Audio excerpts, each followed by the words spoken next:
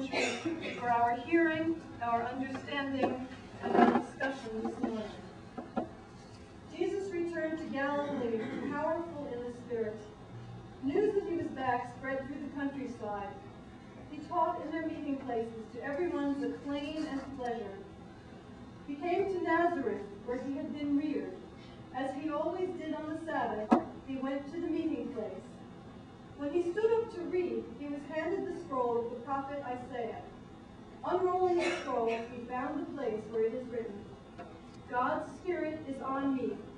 God has chosen me to preach the message of good news to the poor, sent me to announce pardon to prisoners and recovery of sight to those who cannot see, to set the burdened and battered free, to announce, this is God's year to act."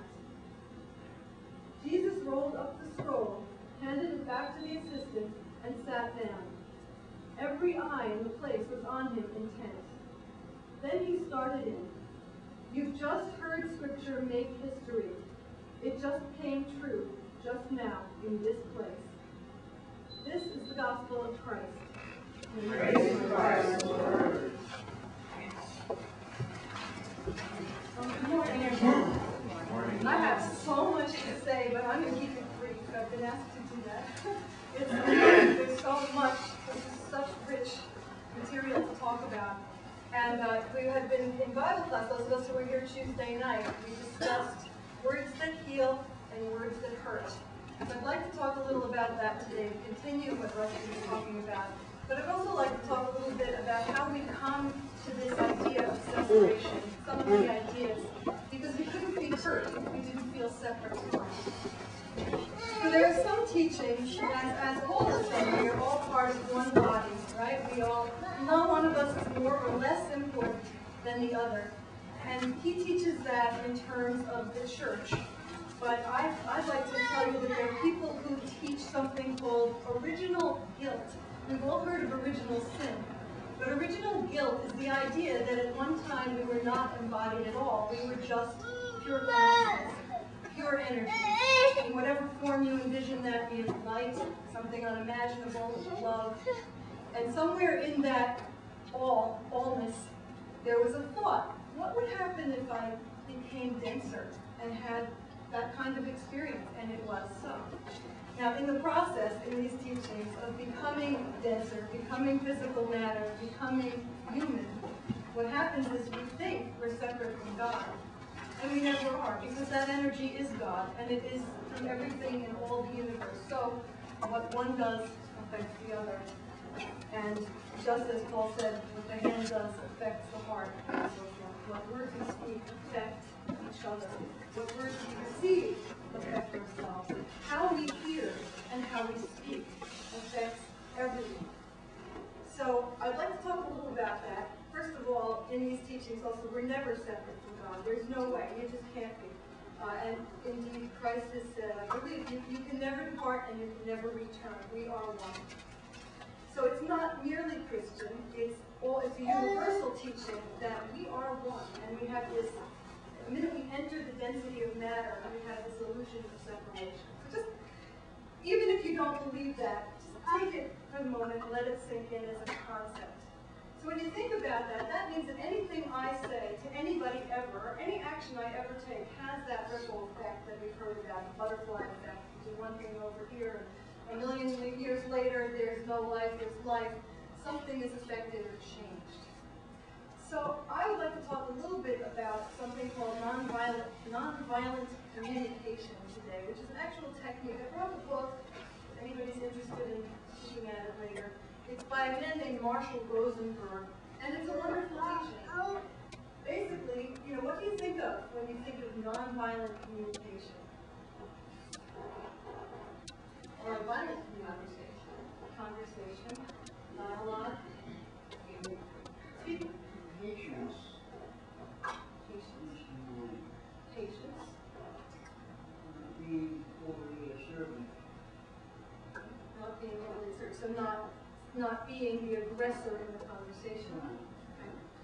I think good listening is a very important component of being nonviolent. Can you say a little more about what that is? Be receptive to all the signals and verbal messages that are coming from another side. Because if you are aggressive, you are usually blocking everything that would give you a rational or judgmental ability to change your mind and really forward to hurt or to aggress against. And so I think to keep always an open and listening mind is a very important component. So receptiveness.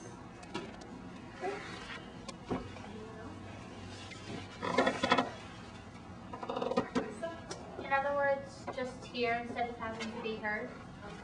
In other words, just listen instead of having to be heard. Just listen instead of having to be heard. Okay? That would be a component, but isn't it important to be heard as well? It's a give and take process, nonviolent communication. Communication implies more than one person. It's just by nature. We can communicate with ourselves, sure, and maybe that changes things because the way we think about things changes the way we respond to others and to situations. So we get an opportunity to make better choices every day. And it's never too late to heal the wounds that we've taken in and taken on in our lives and to make better relationships with people. It's sometimes not worth the effort. Sometimes we need to just refocus and go forward and not go backwards all the time. We need to be here right now. So how can we best serve this moment ever? Certainly by listening. Well, Marshall Rosenberg has 4 steps that he asks that people follow. The first is observe. Just see what's going on. What's happening in the situation right in front of you. The second is feel your own feelings. Feel what comes up. Non-judgmentally. Not going, oh, that person. Not projecting what's happening onto what anybody else is doing. Just say, when that person says this thing to me, boy, I'm getting knocked in my stomach. I wonder what that's about. And feel it. Feel the feeling. That statement, I feel angry hearing that statement. Own it. Feel the feeling. So that's observe, feel. Third is identify what you need that isn't getting met in that situation. So here are those feelings, because all of us have essential needs. And he has a list of about 75 essential needs. Now, you know, I hear need in this world of codependent thought, and it's like, I'm not supposed to need anything, I get kind of nervous about that. You know, we all need food, we all need shelter, we all need clothing if we live in a cold enough climate. We need understanding, we need love, we need respect. I look up the list, but I'm sure you can identify things you need. You need to be heard. You need to make room. You need liberty. It's one of the things we need is the freedom to express ourselves. It's a basic human need. And he's gone, around the world with people and discovered what are the basic needs everyone has. These are universal human needs. It's not just what we need in this country. We don't need cars. We don't need houses. Those are things we want. We need shelter, but we don't need the $40 million home in such and such a place. We need a place to rest our heads and not really say. We need safety. So looking at those things, then we can identify what we want. A want is a very specific thing. I want a new car. I want you to love me. Okay? Now, you may never love me. I would assume we love each other universally. But somebody will love me. So my need for love can get met somewhere. If I attach the need to a particular person, I'm setting myself up for trouble. That doesn't mean we don't need particular people also in our lives. Our families are essential to us, our friends. But the need for love can be expressed in many, many different ways from one to another. Okay, so the 4th step is observe, feel, find the need behind the feeling, and request what you want, very specifically. So I came home the other night and I said, I hate this mess. Why can't anybody ever clean up after themselves? You know, and my kids just go, oh, yeah, sure. Nobody cares about me. So using nonviolent communication, how would we express this differently? The first thing would be to observe. I come home and I have a sinking feeling. I need order. I need some kind of order in my life because I live a rather chaotic life. I need to go home. I have a need to go home. I think there's something in place where I left it. And I'm not going to trip over every everybody's shoes.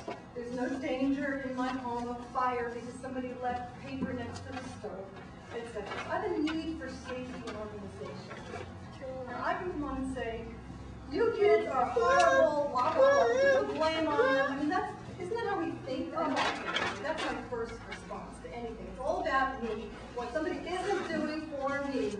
So if I'm going to take a step back from that and look and say, wow, some situation here is out of control, and I can say, you know, I really have a need for order.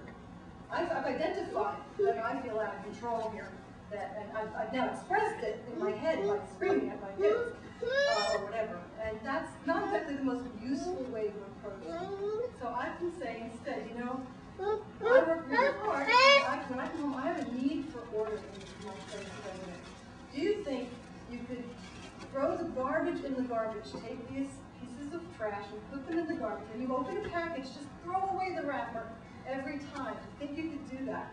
Do you think you could find a place for these shoes? Where are we going to put these shoes? Identify the place where they always go. Now, I might have to remind them for a few weeks, but eventually, if I keep doing it this way, they get the message. And they want to, people inherently want to cooperate. I don't think they set themselves out to be, you know, rebellious. We have a rebellious nature too, but the more we're pushed and challenged, you know, the more somebody comes at you with that aggression that you mentioned, the more we want to push back. So we get this thing happening, you know, I said this, but I'm not going to do it because you said so. So if you can find a way to say what you need, it's now not about their feeling, it's about your need. So we've identified the need. I felt the feeling, it's like, ugh, not again. And I've observed what happened. What happened is not that my kids don't care about me. It's not that nobody cares and that nobody ever does what I want, which is where the mind wants to go. It's that things aren't being taken care of. Very simple. It's a very simple thing to identify it. But it's really hard to say, I need out of it, or my needs aren't getting met out of it. So we can observe what's really happening and identify what we actually need and feel what that feels like. The feeling needs us to know what the need is. So when we have any kind of anger, what do we need when we're angry? Some kind of acknowledgement from the other person, not to be yelled at perhaps. We might be able to say, you know, when I hear angry words, I feel like fighting back, and I really don't want to do that. So how can we find a better way to talk to each other so that we don't start off this way? And you know, it takes a while for this dialogue to begin. Then the other person gets to say it too, you know. Well, Mom, you know, if you went to school all day and came home and had to do your homework, you wouldn't be thinking about wrappers. Okay, so what's the need in that situation? Respect. Equal respect. That person is also working hard at what he or she is doing. And needs to be helped with consciousness. Don't we all need to be helped with consciousness? Right? Not exactly in the same words, but in essence, Chris and I decided a couple of years ago that we would do this with each other because we found that despite the fact that we love each other without any interruptions or complications, a large part of our dialogue was argumentative. My standard example is that I would say that so-and-so on the screen, and Chris would tell me that it wasn't. And it was important to be right. But since we started doing things your way, the way that you're describing, everything is much better. It almost completely eliminates argument and increases your chances of getting what you want. Eliminates misunderstanding. And how does that feel different to you now? Oh, well, it's wonderful. It's really very good. It makes room for the feelings and expressions of affection and loyalty and all those other good things. It makes room for them. It's one of those things that you do expecting some limited benefit, and it turns out to have a wealth of other benefits. Thank you. I have copies of this back at the door there. Copies of What I just said. well, example. Marshall Rosenberg says that this method is really about enriching life. We all want to live wholer, fuller, better, more wonderful, more enriching, more enriched lives. We have gifts we want to be able to express to the world. If we're always on defense or attack, we're not expressing our gifts, unless you're great at defense and attack. But there are other underlying gifts that are much more important. And I think anybody in a community such as this would agree, will be welcome to this session. I'm talking about this today in part because Rusty's biggest goal here, as far as I can tell, is dialogue and communication.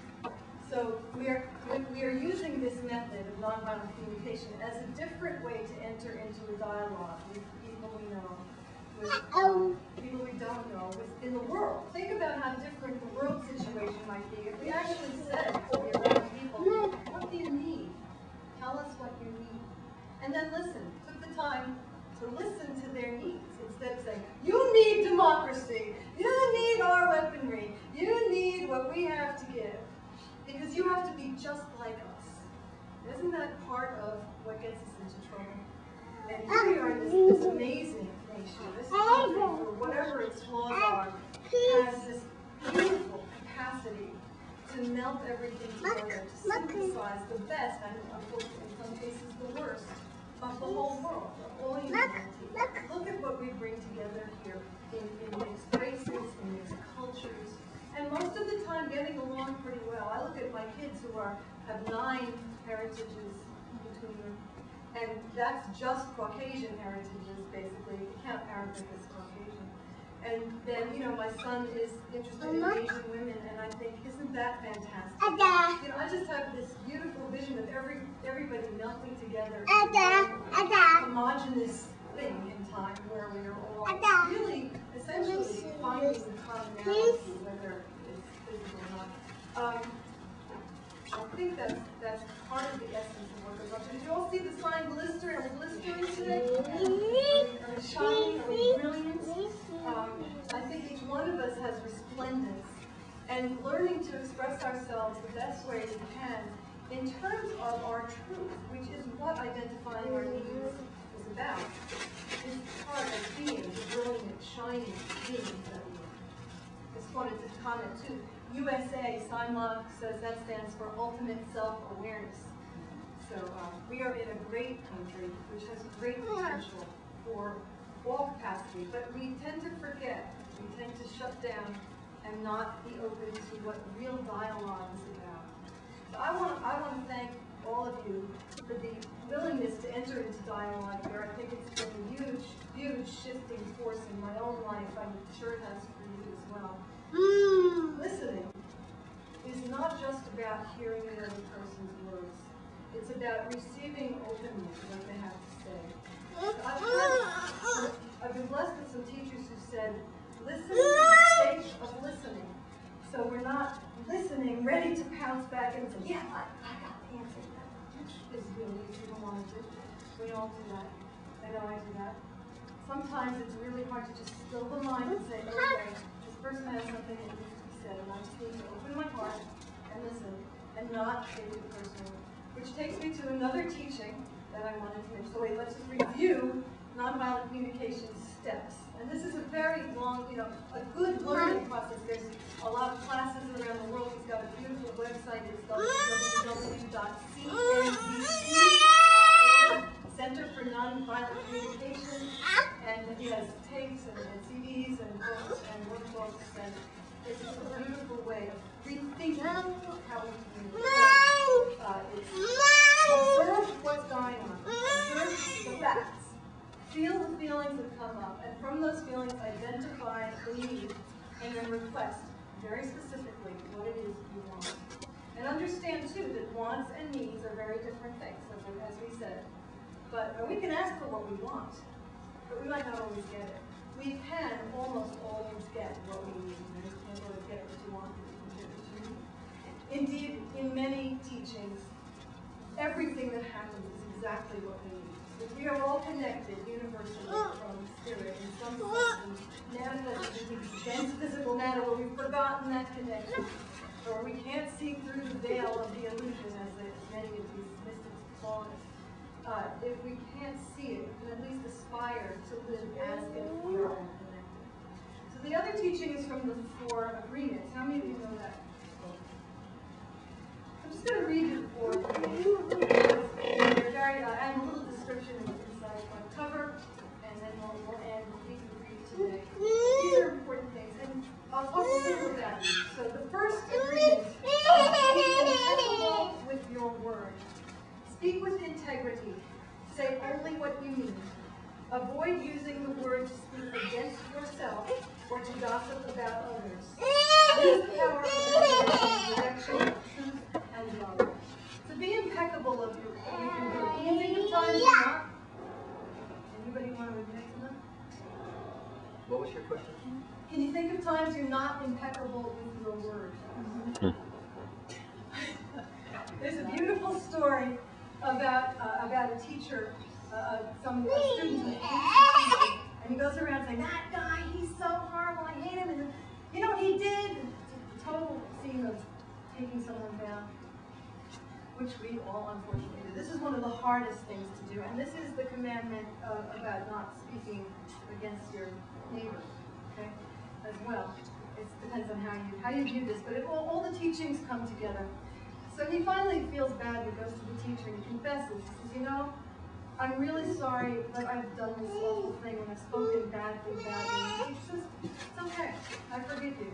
Take 2 feather pillows and go outside in the wind and scatter the feathers to the wind." And then come back. So he does. He comes back. He says, "I've scattered the feathers as you instructed." And the teacher says, "Okay, now go collect all those feathers and bring them back." That's what gossip is. That's what talking about other people is. It's sending things out there. Once they're said, they cannot be taken back. We can find other ways to make amends, but be aware of that as you speak about others, about yourself. I mean, I know myself. I say really negative things about myself sometimes. And what does that serve? Not that I'm so great, not that I'm so horrible, but what does it serve? We have to improve ourselves in all these things. It's not just about how we treat others. Number 2, don't take anything personally. Nothing others do is because of you. What others say and do is a projection of their own reality, their own dream. When you are immune to the opinions and actions of others, you won't be the victim of needless suffering. So what does that mean? Don't take anything personally. I think it's impossible. You think it's impossible?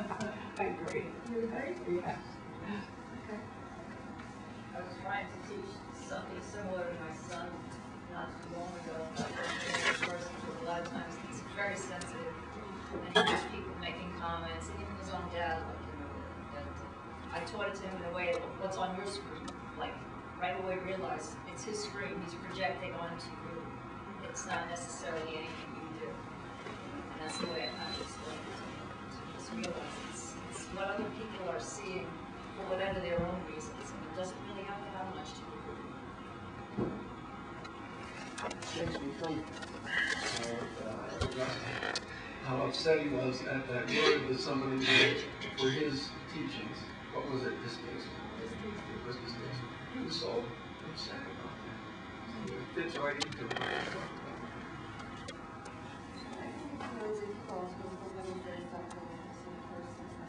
Especially in a relationship, because of our own self, how we're feeling about ourselves. Maybe the person doesn't have high self-esteem or enough esteem about oneself, and then someone says hurtful things. It can really damage a person, and it's very hard then sometimes to see back and say, "I'm not going to say this person." You can say that, but then I think you still reflect upon the words, because you think, well, maybe she's right, or maybe he's right, or maybe I did something wrong. It's you have to be a strong person and care a lot about yourself and love yourself to not let someone else hurt you in that way, especially when someone criticizes you on a personal level. It's the most damaging. So, the saying I love in business, it's not personal, it's business. Meaning, you know, we no longer need your services. We've decided to hire somebody else. We're cutting you because things are tight. It's not personal, it's business. Well, it's very hard not to take it personally because there are ramifications and ripple effect all the way down the line. So suddenly, okay, now what I'm going to, now what am I going to do? You know, now that I don't have Ben as a source of income or whatever, suddenly I have to scramble to replace that person. Or if it's not personal, it's business, why did you hire somebody else? And now you expect me to work with that person, bring them up to speed? Forget about it. You know, so that's, I think it's, that lesson is an unrealistic idea. We're human beings. Right. Yeah, I think I agree with a lot of what that. I think it's good to take things Why personally. you don't agree with all of it? You just said it. That was my violent communication to you. I think it's right to take, not in all cases, but in many cases, things personally. If it's upsetting, because then comes change as a result of that. What's the difference? I'm going to ask this later, I'll let you finish, but between taking something to heart and taking something personal? I think they're very similar. I would just suggest that taking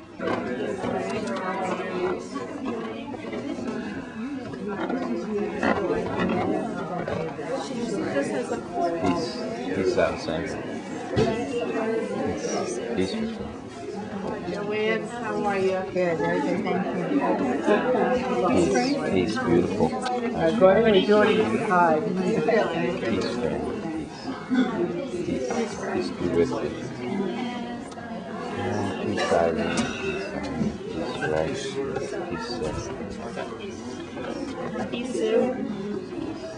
Peace,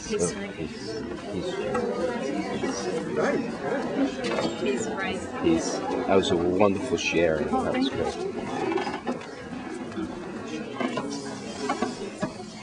And had two fingers broken on his left hand. Yeah, this doesn't sound too good, does it? He was very concerned he was going to have surgery on him, and that would be a long process. But I talked to him Friday night, and he was just delighted to report that the doctor says it's going to be in place all right and healing without surgery. So Great. that was very good news. And he is going to have choir practice this Wednesday. So unless something comes up, we'll probably hear from him by email, but he's definitely planning on it. And he wants everybody to know how happy he is about all the messages he's had by phone and email and so forth. He felt very happy about that. Irene, did Eric say anything about next Saturday's music classes? No, he did not. Okay. I'll certainly ask him to send out an email about that. I imagine if he's holding choir practice, he's probably holding the music. Probably, right. And he was actually supposed to do the service today, so thank you for bearing with me, stepping in at the last minute. Any other announcements? Thank you for joining. It's my pleasure. Wonderful job. Thank you all for being here, knowing Rusty was here. One thing is, if you're not already aware, we're going to be going to see One Sensation on a Sunday afternoon in February. We already have the date, but of course I have forgotten myself. But if anybody's interested and has not already expressed their interest, let me know. If you can't drive or you need to carpool with somebody, we can arrange that. We'll probably be going right after the service here on Sunday. And we'll be having dinner at Rochester Broadway Theater. And we've done it in the past and people have enjoyed it. So if you have any interest at all, please let me know. Anything else? I want to remind those of you who've expressed interest in being part of the SIMA addiction training. There is one next weekend in Manhattan. I sent an email. If you didn't get it and are interested in attending, let me know. She's not present at these. This is her master teachers who present the program. Friday night is always by donation only, and it's wonderful to experience that life. So I would recommend going whether you attend the full day training on Saturday or have a personal session or not. The information on that can also be found on the Humanity and Unity website. which is www.humanityinunity.org. But I'd be happy to tell you more about it. I am still interested in bringing them here for this community specifically. But for those of you who want the experience now, it's available next Friday. I will be in San Diego, so I will not be attending. So just in case you want more information, please do that. Anything else?